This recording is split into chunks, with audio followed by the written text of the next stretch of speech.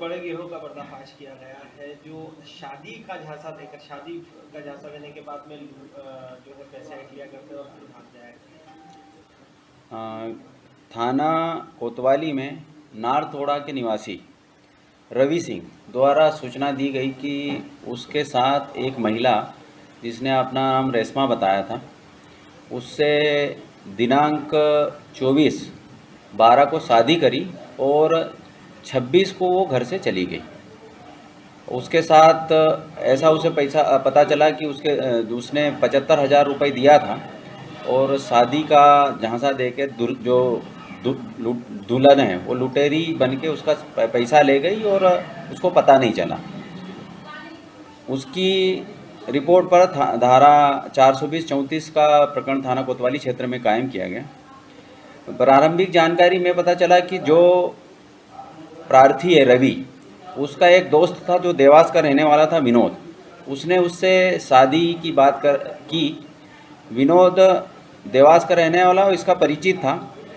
रवि वर्तमान में कोई काम नहीं करता है, इसकी शादी भी नहीं रही, इसलिए बात करी। इसकी जो विनोद है देवास वाला, इसकी एक परिचित महिला थी मंजू, जो दिग्विजय मल्टी में रहती है। उससे उसने बात करी। मंजू की एक परिचित पूजा थी, जो पूजा थाना द्वारकापुरी क्षेत्र के श्री राम नगर की निवासी है। उसने उससे बात की और इन मंजू और पूजा दोनों रवि से मिली और उसको बताया गया कि एक लड़की है जिसका इन्होंने 90,000 रुपये मांगा और 75,000 में इनकी बात हुई थी। उसके बाद इन्होंने एक रेशमा नाम की लड़की दिखाई।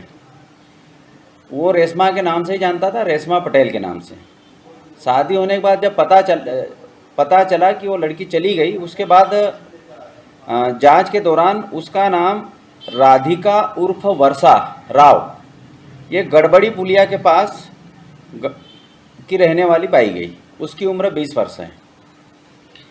इस प्रकार इस गिरोह में राधिका दुल्हन बनी थी रेशमा के नाम से, दूसरी महिला मंजू उसकी बहन बनी थी और पूजा इसकी माँ बनी थी। ये बन के देवास गए थे और देवास में इनके द्वारा दिनांक 26 को कोर्ट में शादी करी। उसके बाद जब वो वापस चली गई तो वो रिपोर्ट पंजीबद्ध कर इन लोगों को हमारे द्वारा प्रकरण में गिरफ्तार किया गया है। सर, इसमें क्या विनोद भी जो है आरोपी बनाया गया? नहीं, अभी जांच में चूंकि प्रार्थना था कि वो उसका परिचित है, तो अभी उसको आरोपी नहीं बनाया गया। लेकिन जो अन्य आरोपी हैं, इसके आधार पे तो ये पता चल रहा है कि इसका भी रोल कहीं ना कहीं है। अगर जांच में पाया जाएगा तो उसको भी आरोपी बनाया जाएगा। अभी तो इन्होंने केवल एक ही बता रहे हैं, लेकिन जिस हिसाब से लग रहा है उस हिसाब से इन्होंने अन्य घटनाएं भी की होगी। अभी पूछताछ की जा रही, पूछताछ में खुलासा होगा तो उन लोगों को भी आरोपी बनाया जाएगा।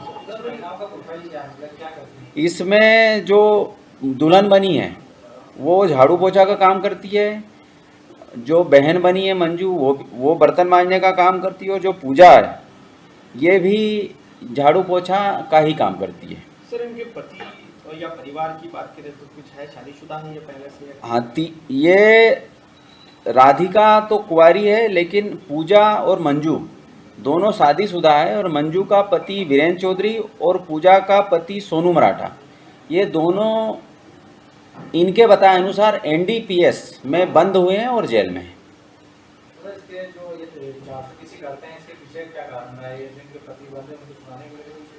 अभी तो इन्होंने यही हमें बताया है पूछताछ में कि चूंकि हमारे दोनों के पति बंद थे और वकील साहब द्वारा जो फीस मांगी गई थी उसके लिए हमारे द्वारा ये किया गया। लेकिन ये कृत्य इतना आसान नहीं होता। इनके द्वारा पूर्व में भी चूँकि कम मेहनत इसमें ये पैसा ले लेते हैं और धोखा दे देते हैं, इस आधार पे लगता है कि इनके द्वारा पूर्व में भी ये घटनाएं की गई होगी। सर, क्या इसी प्रकार के युवक होते थे ये इस तरह से तो इनकी शादी नहीं हो रही है?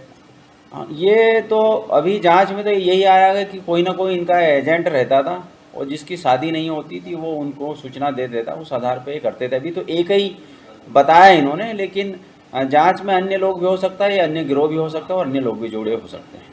सर, पैसे की जो डिस्ट्रीब्यूट हुआ है इसमें जो 90,000 की डील थी, उसमें 75 में फाइनल हुआ था, इसमें क्या बराबरी का हिस्सा बटा है इनका या किसी तरह नहीं, से हर बार नई लड़की लेकर पेश करते थे या वही लड़की नहीं अभी तो इन्होंने कुछ बताया नहीं है, जो कि तीनों गिरफ्तार हुई है इसमें नहीं बताया है। इसमें हमारा राधिका के द्वारा बताया गया है कि उसे 10,000 केवल मिले थे, अन्य पैसे इन्होंने रख लिए थे। अब इसमें मनोज का भी नाम आ रहा, तो उससे पूछताछ के बाद फिर ये क्लियर हो पाएगा कि पैसा कितना कितना किसको किसको डिस्ट्रीब्यूट हुआ।